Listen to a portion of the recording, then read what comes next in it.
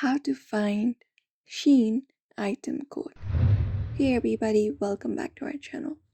In today's video, we will be guiding you through the step to find the item code in Shein. So let's just get started. First of all, head over and open up the Shein application on your device.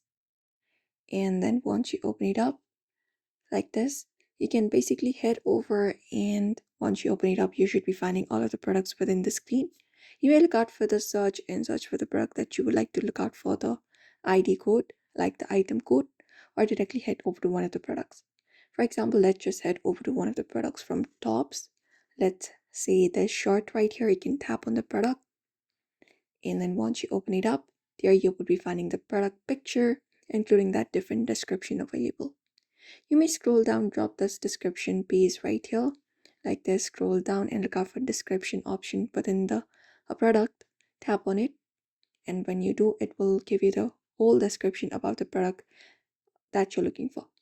Now here you can see different options available like body, details, features, colors, etc. You need to scroll down from the given options and scroll down until you reach over to the very last section, where we will be finding SKU code and item code.